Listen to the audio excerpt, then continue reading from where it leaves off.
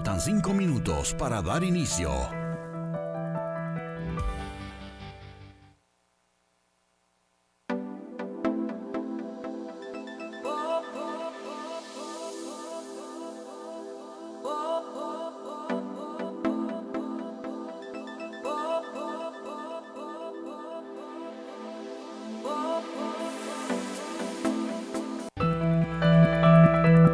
Faltan 5 minutos para dar inicio.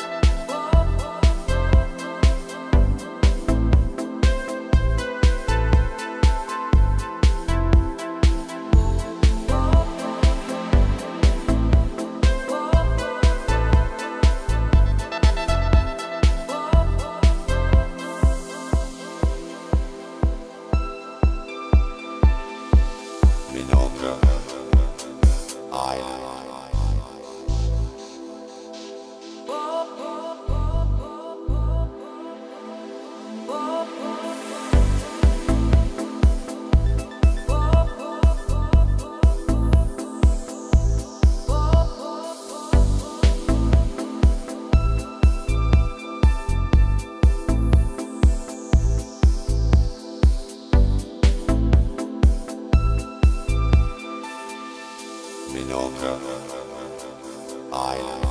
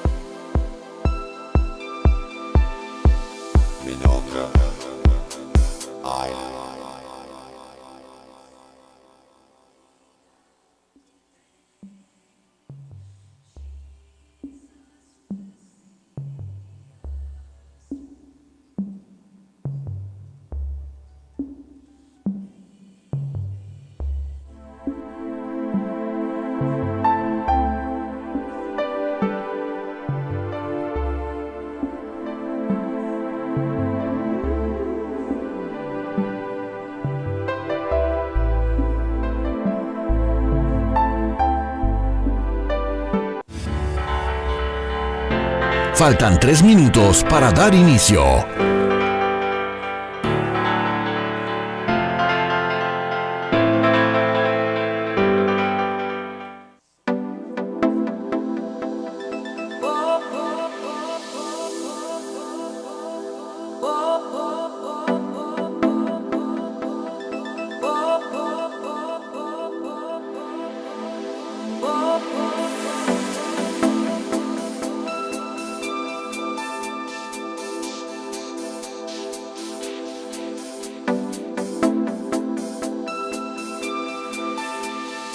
Minorca Island.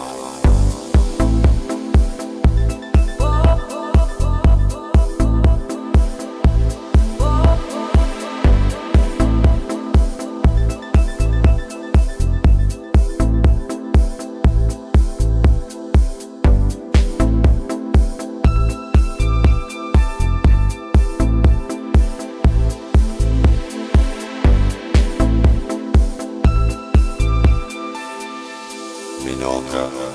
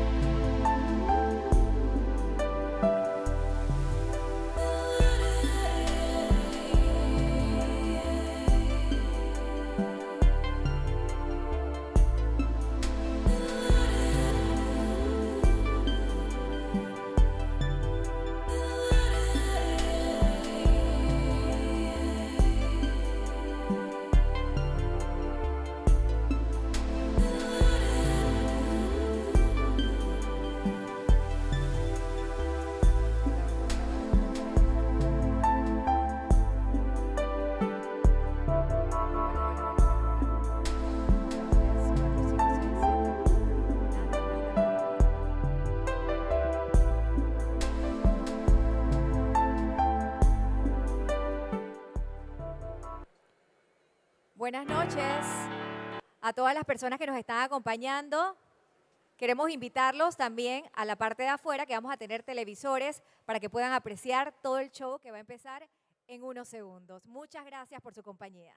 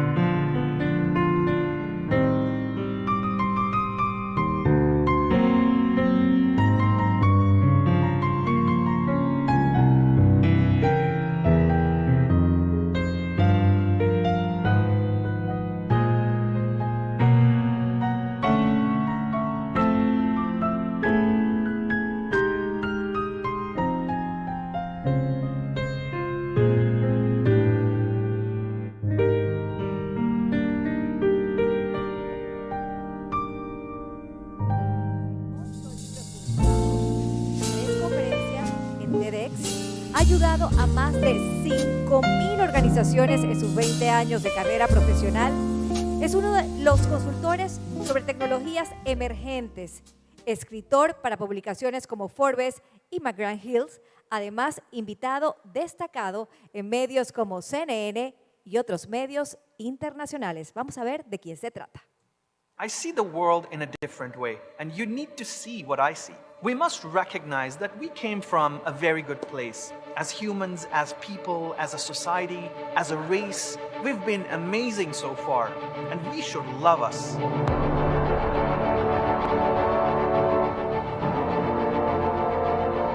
But nothing remains the same forever. Things change, seasons change, life changes, and change is a constant.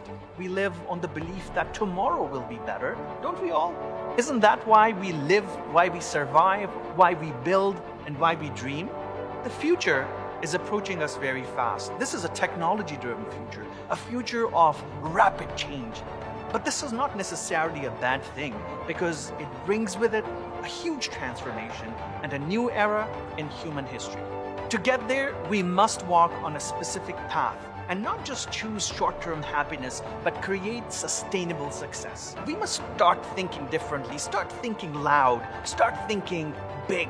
The time to do that is now, right now, because tomorrow is being created right this moment. This is the future where people will be happier, healthier, live longer, and stronger. My name is Ian Khan, and I'm driven to unlocking your potential by showing you what the future holds and to help you get there with a proven process for success. My work as an author and a documentary filmmaker helps me convey ideas that can create real impact. Over the last 20 years, I have worked with hundreds of organizations in helping them understand the future and how to succeed. I've worked across the world, from Dubai to Denmark and Seoul to San Francisco, challenging CEOs, challenging heads of departments and governments in pushing their limits to think differently. Using a proven methodology of the 7 axioms of value creation as a foundation and deriving insights from rapidly evolving technologies such as artificial intelligence, blockchain, the Internet of Things, and more, I can help you understand the future of industry. Come join me. Let's build the future together, right now, right here, today.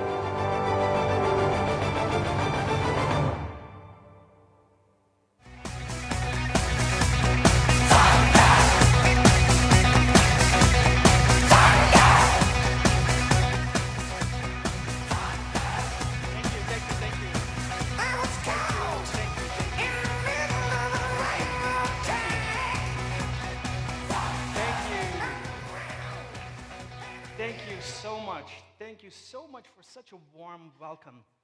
Buenos tardes, and very warm welcome to all of you for attending this summit, the Telecarrier Executive Summit.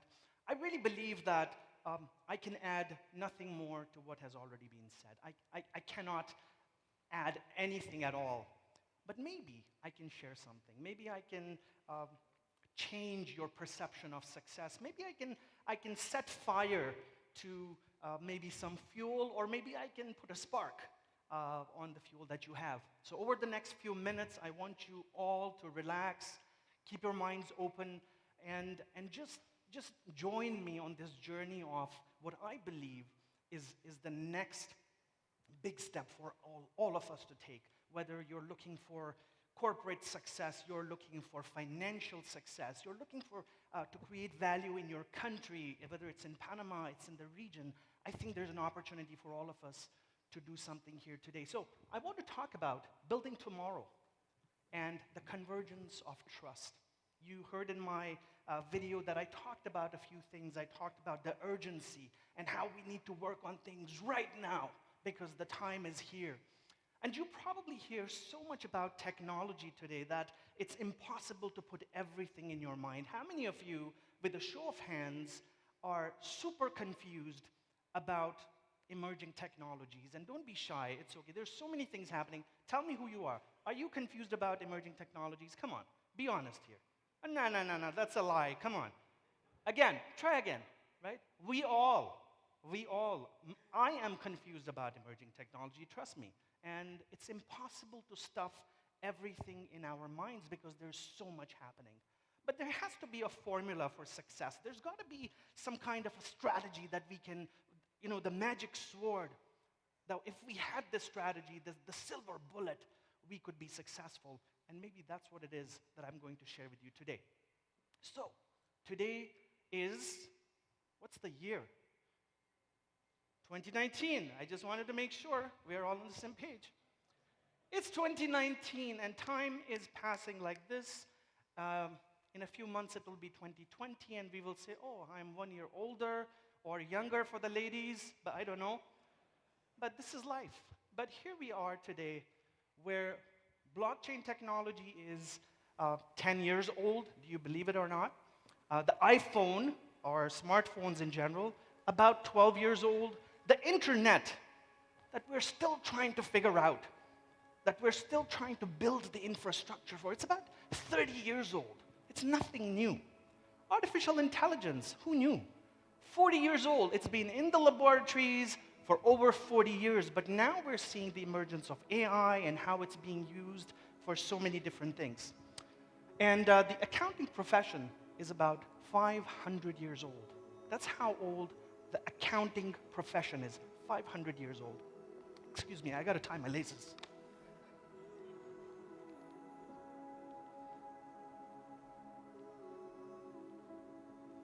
And I think tying laces is at least 1,000 years old, right? So, here we are in 2019, looking at this entire world that's shaped by so many different ideas. And I really believe that change is also accelerating. Things are happening faster. I mean, today we have iPhone X. Tomorrow we will have the new version of the iPhone. And this is some kind of a thing we all are rapidly seeing emerge around us. And technology is also feeding on itself. Things are becoming faster. Cell phones are becoming faster. The cell phone you guys have in your pockets is faster than the computers that NASA used to launch its first spacecraft on the moon. Do you believe it? I mean, you cannot launch a spacecraft from your cell phones. Don't try it at home. But technology is changing a lot of things. And here we are at the Telecarrier Summit trying to talk about technology, understanding the new infrastructure that the region needs, that the country needs, that the world needs. And what is it? Well, here we go. Let me explain it. This is the year 2005. And that, I will give you $20 if somebody identifies what that place is. Anybody knows what that is?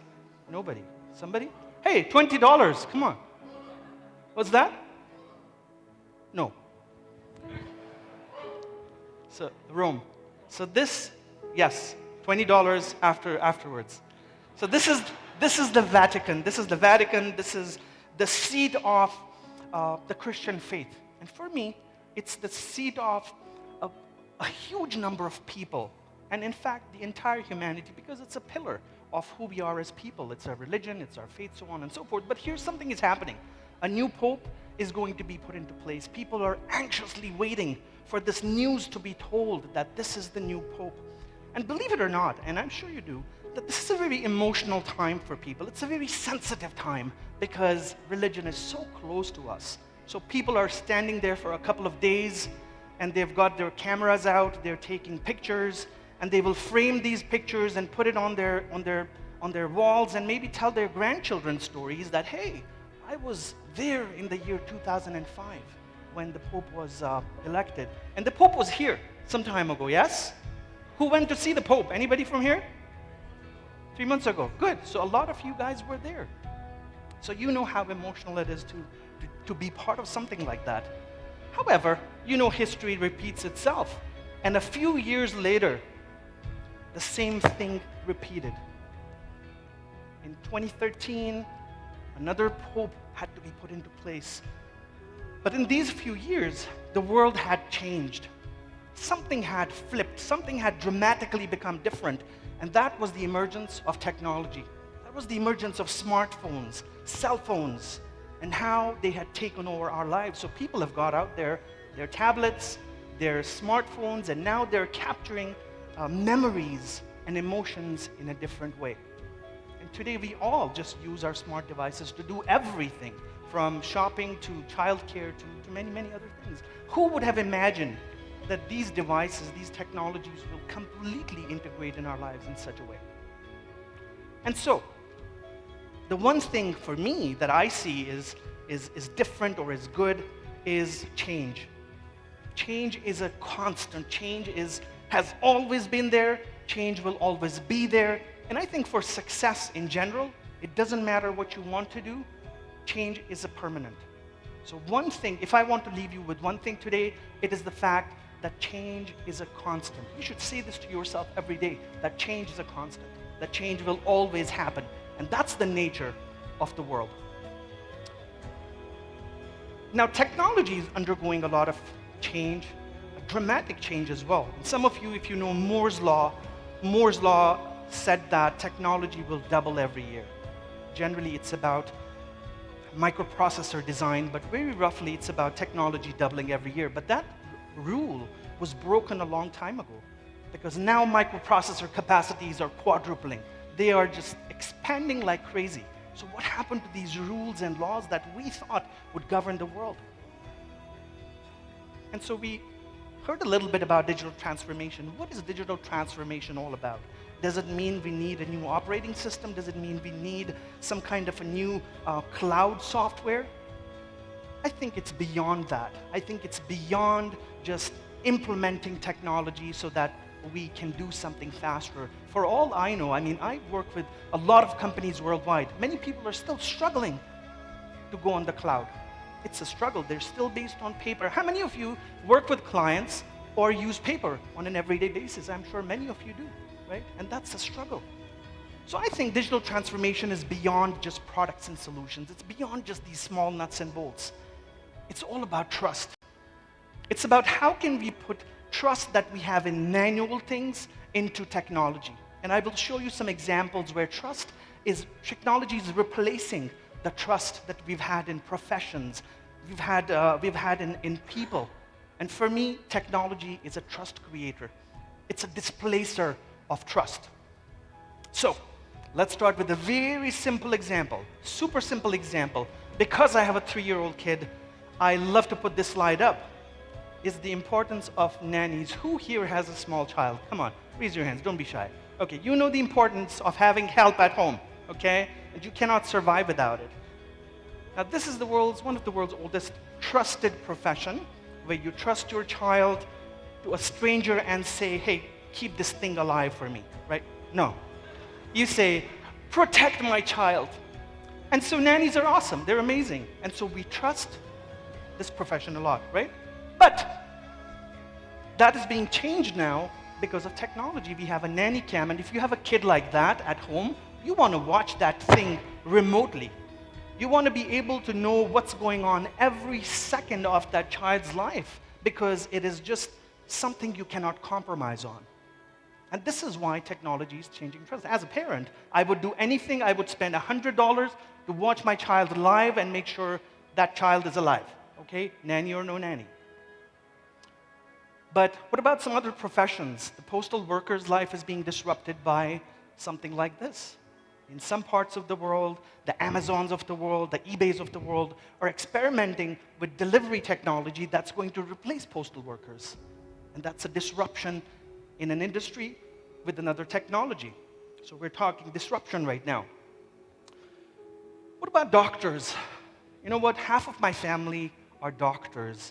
I'm not a doctor, well, at least not qualified doctor, but this is a trusted profession. We all like doctors. We all utilize this side of the industry a lot. But now, we can use an app.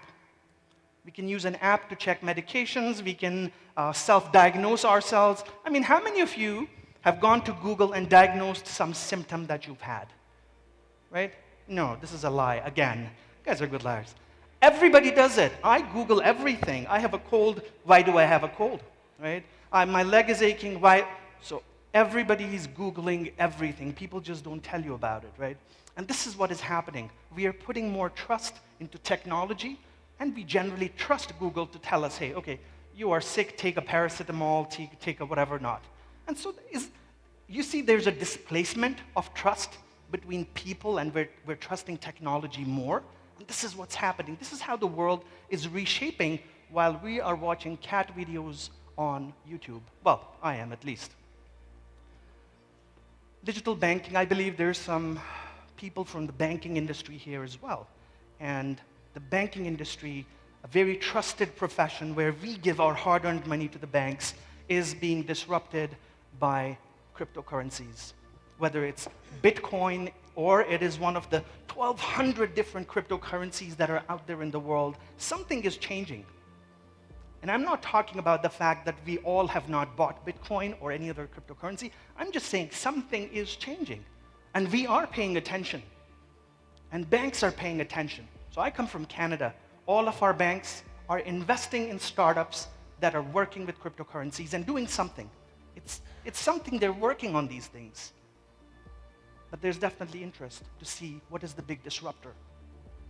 So, this is back in the day when everything was okay. There were no cell phones.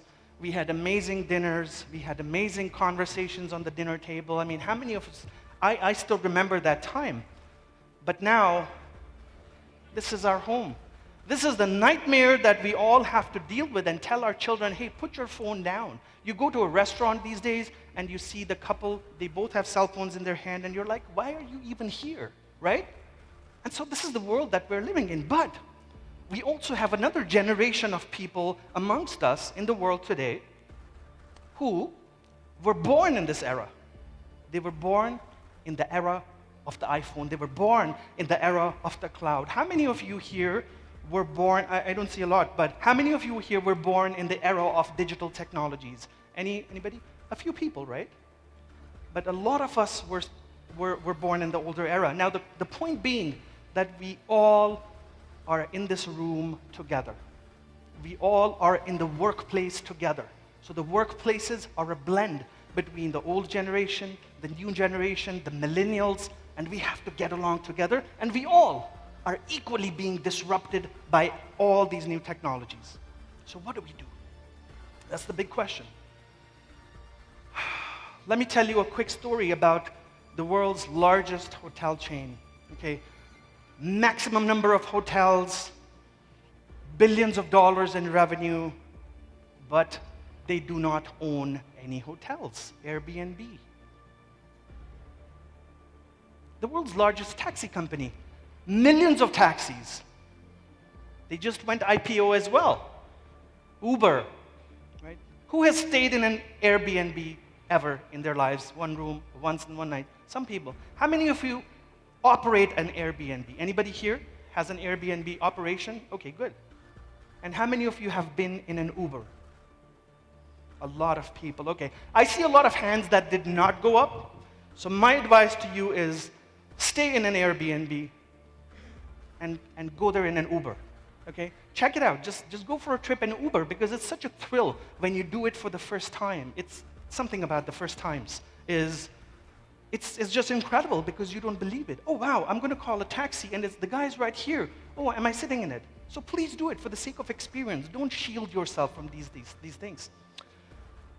And so a few weeks ago, I don't know if any of you or some of you watched this, but I believe humanity stepped into a new era. We stepped into a new era of the space age, of space exploration. And this is what happened, and I'll tell you what it is. Let's play this video, please. And watch for the landing lights deploy at the tail end of that landing.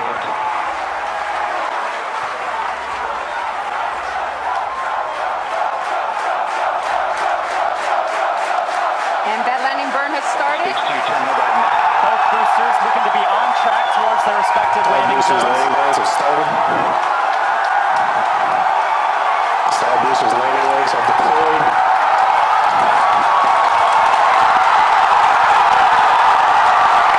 And the Falcons have landed. LZ1, LZ2, both side boosters all touchdown. Landing out to Landed at landing zone 1 and 2. Back at Cape Canaveral Airport. And coming up very shortly, the Center Corps will be attempting its landing on the autonomous spaceport drum ship. And so to be hearing the second engine cut off this was 2 booster rockets from the Falcon Heavy vehicle or a rocket that landed back on Earth. And this is a SpaceX project. This is Elon Musk and his whatever he's doing. And this is the first time that we've had these 2 rocket boosters land back on Earth on the precise spots where they were supposed to land. Like, this was magic. We see a lot of this in the movies, but it doesn't happen in real life. And this was a breakthrough. This is a big deal in the next big thing, which is going to Mars and going to space. So this is what we're doing. And I think we all are witness to this time, this era. Even if you didn't see it, you're still part of this era. And so my philosophy and my theory is that my slide needs to come up right now. Okay? My philosophy and my theory is that we all live in an incredible time. I really believe that this is the most amazing times that we have ever seen, except probably the Egyptians who made the pyramids. I really believe the amount of change that we have seen as an average person is incredible. It's just absolutely incredible. But one thing we don't accept it. And I want us to accept it. Why shouldn't we accept that we are awesome, right? I want all of you here to leave with the idea that you are amazing, that you are witness to a time where so much change is happening that sometimes it's difficult to understand what that change is. And trust me, we all are in the same position. It doesn't matter what nationality you're from, what country you're from, we're all part of this mindset together. So let's accept it that we're amazing, okay? Now, we heard earlier about the 4th Industrial Revolution. I love that idea, and we absolutely do not want to miss out on any industrial revolutions at all. So I skipped the 4th completely, and I want to talk a little bit about the 5th Industrial Revolution that is currently emerging. And it'll keep on emerging for some time because there isn't a switch that we can say, okay, this one's over, the next one's starting. Even the 4th is still happening. But we are now looking at the 5th Industrial Revolution, where technologies such as artificial intelligence and others will completely take over our lives. They'll create automation. They'll create absolutely fantastic places to live. And that's what a revolution brings. That's what technology as a revolution is going to change. Now, I really believe, though, is that in order to be part of this era, this revolution, this change that's disrupting things or making things better or worse, we need to create some simplicity. Because honestly, I get fed up of all these big buzzwords that make no sense. People will talk about big data, they will talk about blockchain, AI, but without context. So I am waging a crusade against that we need simplicity in order to understand value and how we can do that. So here's an example, and Steve Jobs was the master of simplicity, and this is just a small example of how he conveyed ideas. He could have explained the iPod when it released in a very complicated way about all the nuts and bolts in it and the size and how fast it is. But he also chose to say that it is 1,000 songs in your pocket, and we all get it in 1 second. We all just get it. And that's how we need to communicate the complexity of technology. If you really want people to add value and create value and join you in that journey, then we need to create simplicity. We absolutely have to accept that everything is complicated. Let's dumb it down. Let's simplify it so that we can understand it, and then we can do something together. Which brings me to revolutionaries. Now, I'm hoping that some of you identified these people: Winston Churchill, Joan of Arc, Braveheart, not Mel Gibson, he's not a revolutionary. Mother Teresa, Gandhi, Muhammad Ali. All these people, in my opinion, are people who stood for something, people who created change, people who maybe died for a cause. And that, in my opinion, is a revolutionary. How many of you would agree that's a revolutionary? Raise your hands. Show me your hands. Some of you. That's it? Only some people agree? You can have many other people in there, but I'm limited with space. Now, the revolutionary of the future is different. The revolutionary of the future has nothing to do with laying down your life and dying on the cross. It has nothing to do with it. And some of you might be surprised about what the revolutionary of the future is. So are we ready to announce the revolutionary of the future? I hope you're ready. So the revolutionary of tomorrow that'll change our lives, that'll create a quality life that'll create everything that we want is the smart toilet. No, seriously. It says here, the revolution is in your bathroom. And the question is why, okay? If I do the session in the morning, I have trouble communicating, but now we've had a few drinks, I can talk. Here's why it's a revolution in the bathroom, literally, first thing in the morning, hopefully. And I will explain how. So the first thing is, it's an amazing device. It has a remote control, it has a camera, it has speaker system, it has virtual reality glasses. It's so comfortable, right? No more cold seats, it's warm. Come on, that's amazing. It's a revolution. But more than the hardware, it's the software. And we need to have an app, right? We all need an app now. Come on, we can't live without apps. So the app is amazing. Okay. First thing, in a matter of seconds, is content analysis. How cool is that? Like you haven't even flushed and you've got the results right in front of you. Bling. Second thing, diet suggestions, right? That's amazing. Okay. Eat this, don't eat that. Be careful about carbs, so on and so forth. Contact your physician just in case there's something crazy in there and they need to put an alarm on it. It'll contact your physician and maybe even book an appointment, right? With technologies like Alexa, Google Home, these things are becoming very common now. Hey, come on. Last but not least, track your friends. We want to see what everybody is doing first thing in the morning. We want to know. We want to be in the mix. But more than that, more than all of these things and why we would have these, let me explain to you what's going on behind the scenes. Behind the scenes, it's replacing an entire healthcare system. It's replacing a medical laboratory system that we probably wait for maybe a few days or a few weeks to get laboratory results. No more visits to the laboratory. How convenient with content analysis. Diet suggestions, it's replacing your dietitian, your nutritionist, and you have instant advice on what you should do. It's communicating what needs to be communicated to your physician. It's taking that pain away for you to, and this is one thing we don't do. We know something is wrong with us, but we never call the doctor and book that appointment, right? And so this is replacing many things that we typically trusted with people through technology.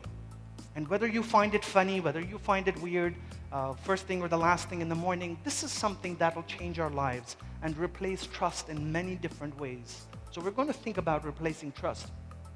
And I know some of you will probably be the first ones in this room to order this thing when it's on Amazon.com. So I know it. I know you're sitting in there. And that's how our world is changing. And I hope this comes out to the market really soon. But also, the rate of change, again, is changing. We've gone from this era to our cell phones being replaced every year, right? Every year we have a new device. And the technologies here are yesterday's revolution, but they will be outdated in the next few years. We laugh about our first cell phones, right? All of us had our big first cell phone, and when we look at the pictures, we're like, hey, I never had that. No, this is my first phone, the iPhone. But this is reality. Things are changing really, really fast. Phones are changing fast. Technology is changing fast. So the rate of change is crazy. I talked about change is a constant, and I'm going to reinforce that theme many, many times, that if you really want to be successful, please print this out and stick it in front of you in your office or your bathroom once you get that smart toilet thing installed. Change is constant. Thank you. Here's a quick chart. This is the most complex slide I have, okay? This is a quick chart from the 1900s to 2045 and the rate at which technology has developed over the past 100 years, I would say. And we went from an early stage where the analytical engine was invented, the first form of a computer, to an era in 2045 where they say that it will be the era of singularity. It will be a time when human beings and machines will integrate together. Maybe we will have half of our bodies augmented through technology. And that's the era that we're looking at. Now, by the way, in the year 2015, microprocessor computing capacity surpassed that of the capability of a mouse, like from a connection perspective. So we're on that path, and all these points are real. These are not fake. You can check it out. And so if we are already on that path, what is the next big thing? On the top, you see a few things as well.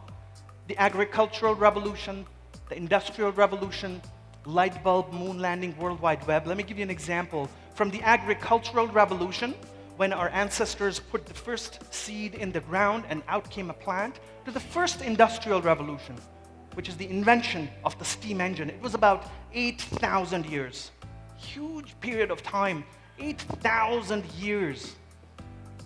But then right after, things started to happen faster. Innovation started to happen faster. And then we had the first light bulb after 120 years. We had the moon landing after 90 years. We had the invention of the World Wide Web after 22 years. And recently, after the internet was invented, just 9 years after that, the human genome was decoded. And that's a pretty complex task. So all these time frames are decreasing. What does that say about tomorrow? Does it say that we're moving slowly? No. It means we are moving faster. And we have to be ready for this world that is really changing very fast. There are some characteristics of the future, certain qualities of the future, and I believe these characteristics will stay constant for the next 15 to 20 years. And really quickly, this is what they are. Oh, they're not blank. So let me go back here. There's something wrong with these 7 things, but let me tell you about what those 7 things are. The first one is algorithms. The future that we are so looking forward to will be driven by algorithms. It's computer technology that's making decision on its own. Artificial intelligence, of course, runs on algorithms. What about search engines? They run on algorithms. So algorithms are going to make the world run tomorrow, and it's going to be constant. It's going to be a big thing that things are driven by algorithms. Number 2, trust. Trust has always been a creator of value, and tomorrow as well will be dictated by trust. So if you want to do the next big thing tomorrow, then focus on trust. Focus on how are you going to create trust through a product, or a solution, or a service. And when you get confused because of all the different meetings you've had, go back to this one word called trust and ask yourself, what can we do to create more trust? The future is also driven by convergence. And convergence, I'll explain it in a few seconds. It's the fact that different things will come together to create tomorrow. Different technologies have to work together with each other to create tomorrow. And only one thing cannot help us. Only artificial intelligence, only cloud. It's not enough. Different things have to come together. Automation, who doesn't know about automation? This covers a huge amount of know-how, whether it's automation in manufacturing, it's saving time, money, energy, cost. All these things are automation, and this is how the future will be driven. We also have experiential living, where experiences matter. And you see this taking place in marketing, in sales, in a buying process. When you drive a car, you buy a car. Experience. What does it really matter? Your internet speed, experience. Everything is experience-driven. So please focus on this. The future might also be tokenized, which means with the rise of these new forms of payments, with the rise of digital cash, digital currencies, and I'm not saying it's going to be Bitcoin, it can be something completely different, but digital currencies and digital money is slowly picking up. And because it's so easy to use and exchange, I really believe it'll have a huge impact on the future. And last but not least, mobility. And mobility is changing. We've gone from really big devices to small devices. And I believe we are moving to an era where our mobile devices will be embedded in our glasses, or a frame that we will wear in case you don't have glasses. But that's where we are moving. We're moving into an era of a heads-up display inside your glasses, of a voice-driven world, where we don't necessarily have to type everything on our phones or on our computers, but everything will be voice-driven. And that's the future.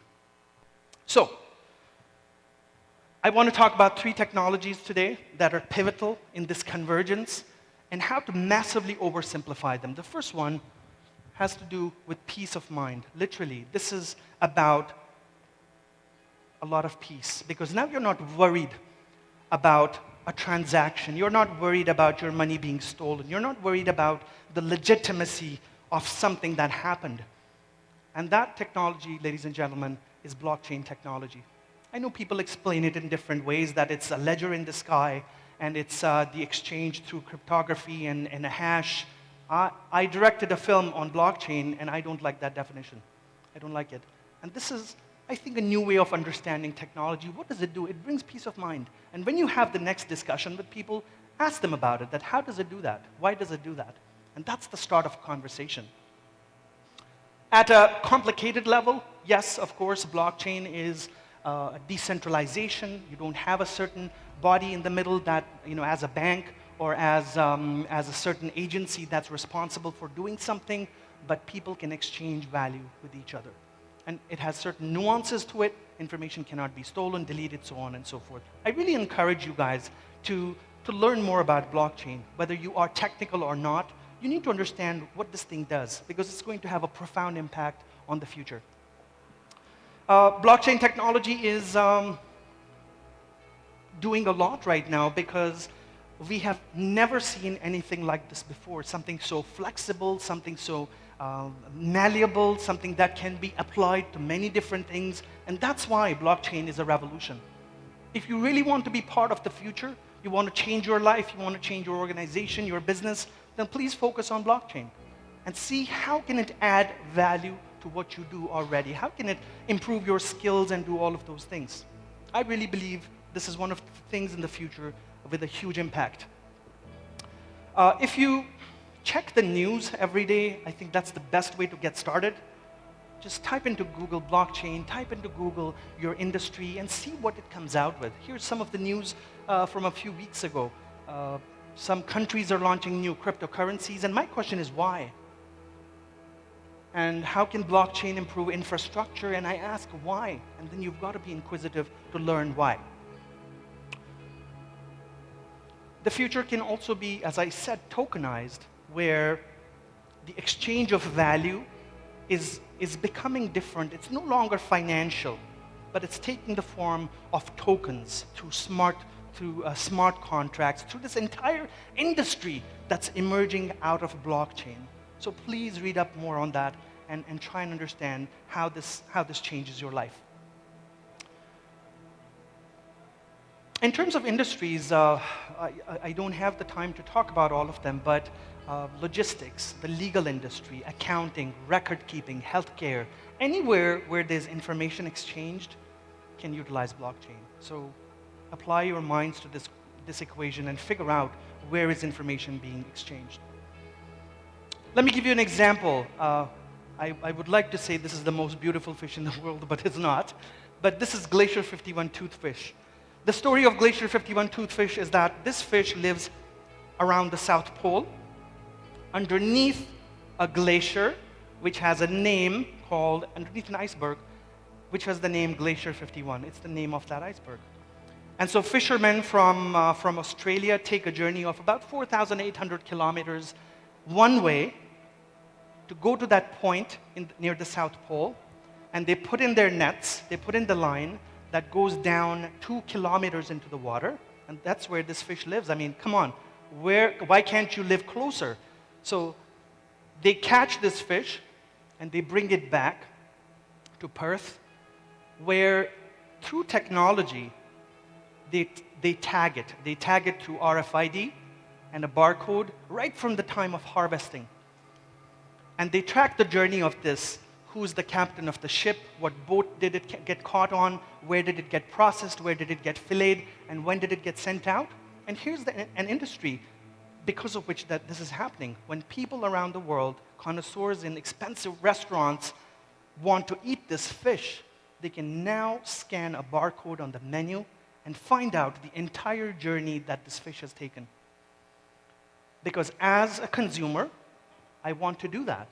This fish is so rare that I absolutely want to do that. I want to see, where did this fish come from? Is it really from Glacier 51, or did somebody bring it from, the next door neighborhood? And this is a choice that we as consumers are creating. And this is the new world that's shaping. And blockchain technology makes this possible. And there's many examples. The fake Australian beef industry is worth $2 billion, which means if you had Australian beef, it might have been fake because it's a $2 billion industry. And a company that's fighting this is called Beef Chain.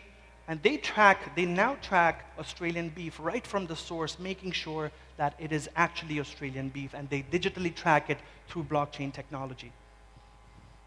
Imogen Heap, she's a Grammy Award-winning artist, really fighting the war against piracy, against musicians and artists not being paid for what they creatively create. And almost 50% of the royalties that artists deserve don't get to them. And that's a big problem because not every artist makes billions of dollars. There's regular people who are artists, but they suffer because they don't get paid what they deserve. And so blockchain technology can change that. And last but not least, there is a $40 billion fraud industry that operates in the world. It's the fraud insurance industry, $40 billion worth in America, where people are putting in fraudulent claims. And this industry can utilize blockchain technology to make sure that claims are tracked so that there's a full traceability on who has claimed what conditions do people have, what's the property condition, what's the condition of assets, and everything can be tracked on blockchain. And so fraud has a big cost as well. Those 5 people, 4 and 1 is missing on the top, they all died in this fire that these 3 people set on a bakery because they wanted 300,000 pounds of insurance money. So there's a human cost to this. People are suffering because of fraud. And I think if technology can save it, solve it, then why not? The second technology I want to talk about is all to do with freedom. And if your boss comes to you one day and says, hey, I don't think we need your help anymore, and I need to have a conversation with you because we have automated 95% of your job, okay? And before you get a heart attack, your boss says, but I still need you. I still need your human skills because AI has automated everything for us, but we still need the people side of you because there's problems we haven't been able to tackle because through technology. And that technology that brings freedom is artificial intelligence. Artificial intelligence can automate things that we all hate, such as filling in Excel sheets every single day, or writing reports that we do not want to write, and you're like, my boss already knows this. Why am I typing this today? And this is what AI can do. AI can automate a lot of different things. And I see this as a value creator because I now have more free time that I can utilize to do something else. Maybe I'm passionate about something else. Maybe I have a different purpose. And that's what AI brings. So please don't hate AI, because AI is a friend, of course, of automation, but also of reclaiming who we are as people. And if you've used Facebook, Siri, Amazon, Netflix, you've already used AI. You've already touched it in some way or the other. So don't be afraid of it. It's already around us. But we just need to recognize it and say, oh wow, this is everywhere. At a very complex level, AI has 3 phases or 3 stages, and we are literally in the first stage of AI. And we will still be there for the next 2 to 5 years. The AI that you see in movies, for example, the Terminator series, is really the artificial superintelligence. This is an era that we probably shouldn't be looking forward to because it has a lot of doomsday scenarios. But there's also that middle era called artificial general intelligence, where AI and machine learning will be able to learn from itself and solve problems that we are unable to solve right now. But we need to work on these things. It's not the responsibility of the Stanfords, the Oxfords, or the corporate world, whoever it is, to solve these problems. I think we need to change the focus somehow, and I'll talk about that. How can we do it? And the applications of AI are more than I can count. Traffic management, freight optimization, connected cars, personal safety, healthcare. Every industry can benefit from AI. If you're interested in smart cars, or you're looking forward to that era where cars can be on roads on their own, that's driven by AI. It's not just Mr. Musk, but it's AI, an AI-driven world. Now, last but not least, another favorite technology of mine is the Internet of Things. And this so resonates with what Telecareer does, because it's all about connectivity. It's about the next era. It's about 5G. It's about seamless connectivity, zero latency. Because all this connected world of tomorrow needs is connectivity without any drops, connectivity so that everything works seamlessly together. The emergence of smart cities, where infrastructure is connected to the internet so that cities can save energy, so that cities can run more efficiently. And for that, we need technologies that are fast. And so for that very reason, the Internet of Things is also very important.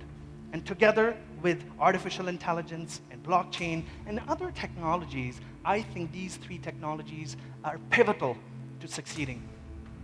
This is the world of tomorrow, where everything from our power plant to our parking lots to our buildings will be driven through technology. And we can control things from our cell phones. The city of Barcelona is a great example of a smart city where their garbage bins are sensor connected. And these sensors measure how full these garbage bins are. Now, you might say, why? Well, for a reason. So the sensors send the signal to the central control unit of the municipality. The municipality now knows which garbage bins are half, which are full, and so they optimize the garbage collection route based on that information. And it saves on gas, it saves on time, and it saves on overall spend in that municipality. And that's how we create efficiency. And so you've got to focus on specific reasons that I'll talk about in the next few minutes. I met a company some time ago, and it's not this company, it's just the example, where they are using sensors connected inside the shoe that are connected, and they're using that for workplace safety training, to figure out how are workers getting up, sitting down, where's the stress that they have in their legs, so that they can optimize different things. And that's an application. I met a company, and many companies do this, is a toothbrush company with an electric toothbrush where your app now tells you where to brush more or where to brush less, because we brush in weird ways apparently. So there's all these different use cases and examples that change our life, that add some value, that do something different that we haven't been able to do. And this is the world emerging right now. So if you're interested, this toothbrush is available somewhere out there in the store. I'm not selling it, but it's there. And so, ladies and gentlemen, again, the future is about the convergence. We have to remember this. The convergence of different things coming together, and in this case, AI, blockchain, the Internet of Things, that'll together change what we do. Now, the big question is, how do we unlock this tomorrow? What should we do right now that will help us change this tomorrow, that will help us do something different? And so I want to share the 7 axioms of value creation with you. But before I do that, there's 3 main pillars that these 7 axioms address. There's 3 main pillars that we absolutely must address no matter what we do. The first one is purpose, and we heard that before, that you have to have a solid purpose. You have to have a purpose for doing something. There's a Japanese practice called ikigai, which is discovering your purpose in life. And I encourage you guys, look it up. It's called ikigai, is why am I here? And it'll help you understand yourself. The second is people. No matter what you do, people are a big part, a big reason for us doing the things we do. We're not building the companies that we are for machines. We're building it for people. And number 3 is process. If you don't have a process for success, then something is wrong. If you don't have a process for everything, then you are bound to stumble big times. So we have to focus on these 3 things. Now, the question is, what are the 7 axioms? The 7 axioms are 7 key areas in which we need to apply these 3 things: people, process, and purpose. And here we are. So I believe that the future that we are so looking forward to is highly dependent on engagement. And this is axiom number 1, that the future is engagement driven.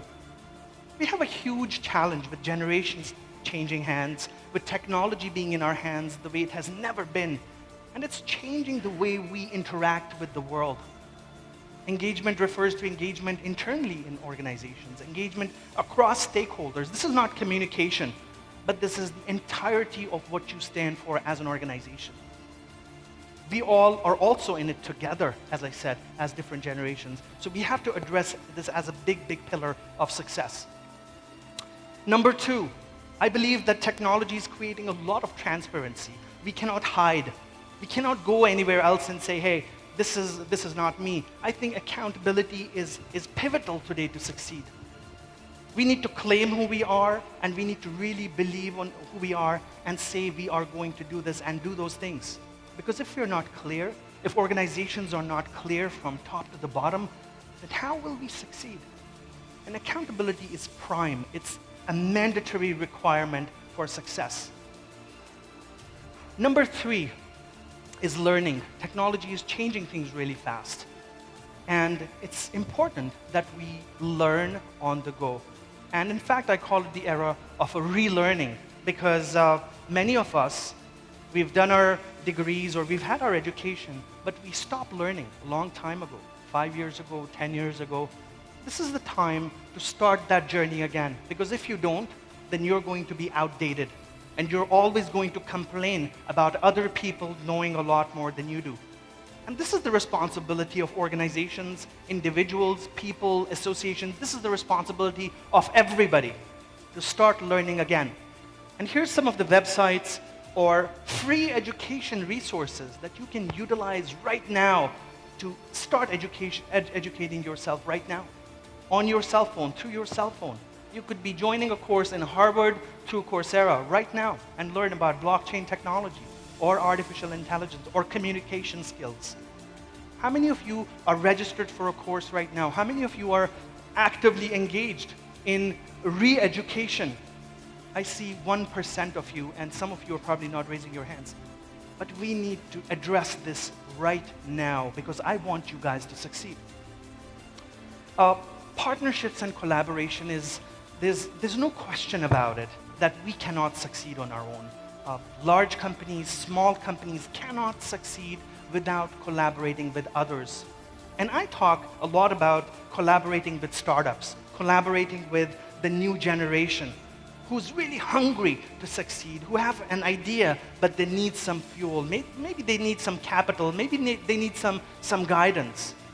So you have to support the new generation or even an existing company and partner up with them, collaborate with them, do a pilot project, support something crazy, something new, support something that scares you. And that's how you can succeed. That's how you can see what you are capable of doing. I really believe the future is also about acknowledgement. It's about acknowledging success as well as failure. And we typically say that the next generation, the millennials, are very driven by rewards and they need incentives. I don't think so. I think we all need incentives to be amazing at what we do. Try encouraging somebody at work and giving them a positive response to something they did. See how they do magic for you.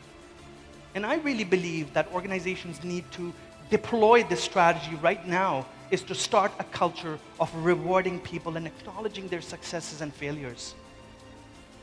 And you will see success. You will see things change, right? There's the idea of making money, driving revenues. And there's another idea of creating value. if you focus on creating value and you change your mindset to be a value creator, financial success will be automatic. This is what I believe in. Financial success is a side effect of being a value creator. How many of our organizations today really go in the morning and say, hey, let's create tremendous amount of value for our community. Let's create tremendous amount of value for our customers. And then we'll figure out along the way how to make money, how to drive revenues, how to do sales. So I really believe in order to be successful in this era of disruption, change, technology, we need to become value creators. And last but not least is going above and beyond the norm. It's going above and beyond the regular targets and goals. And think about actualization. This is like reaching nirvana. This is like reaching 50 times what your goal was. It's to actualize. It's to leave a legacy for the next generation. It's to leave a legacy so that people can remember who you are as an organization, as a person, as a company. How many of us wake up in the morning, jump out of our bed and say, today I will actualize. Today I will leave a legacy. We don't, because we are so bombarded with so many other things. The mortgage, the children, the husband, the wife, and we're just so busy with things that we don't tap into what we are actually capable of. And people are doing this. Successful companies and people are embracing these ideas and just breaking through. And you can do it too. So here's something that's coming down the pipeline very soon in the next few years, very quickly. 2025, they say a technology called Hyperloop will be here that will rapidly transport things from one point to the other. Maybe from New York to Washington, D.C. will be 10 minutes. By 2025, they say that smartphones will start becoming obsolete. And it's just that technology is changing its form. The form factor is changing. And I spoke about glasses earlier. So smartphones as a device might start phasing out in some markets. And will come out something new. 2030, driverless cars, automated cars. By 2030, we might be on Mars. We might be living on Mars. Your kids might be buying a ticket for Mars, right? That will be a long commute. The end of fossil fuels by 2050, and by 2050 again, or 2045, as I mentioned earlier, could be the era of the singularity, where man and machine just blend together in a way that we cannot imagine. And companies today are working on this. People are working on these technologies in the world. So Google this and find out who's working on these things. This is the homework for today. And I know we have limited time today, but I hope I've set fire to this spark that you have already. I hope I've shared some ideas that can maybe made you uncomfortable, or maybe made you hate me a little bit, which is fine by me. But I want to challenge you guys to change something. Because if you don't change anything, then tomorrow will not be different for you. If you don't take the step today, then tomorrow will be the same as today.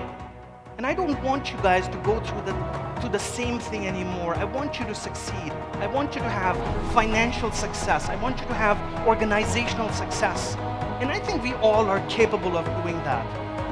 I say this every time, that the future is right here, the future is right now, and the future is today. It's not tomorrow. So if you really believe me, and you believe in yourselves that you can do this, and you're ready for this new era, and you will do whatever it takes, I want you guys to really own it and repeat after me. Yes, repeat after me. Say, the future is right here. The future is right now. The future is today.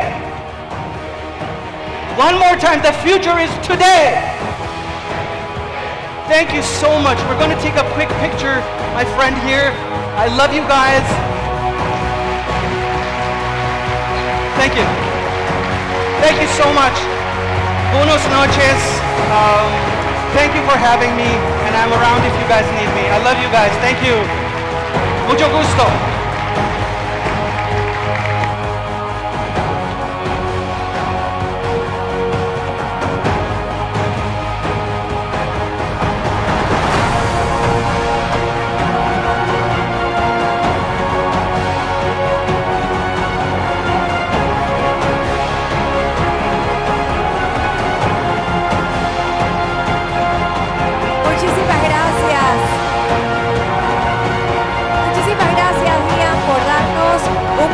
hablando de cómo debemos aprovechar la disrupción y cómo esta transforma a las empresas a un ritmo sin precedentes y les brinda, por supuesto, más rentabilidad y ventajas competitivas.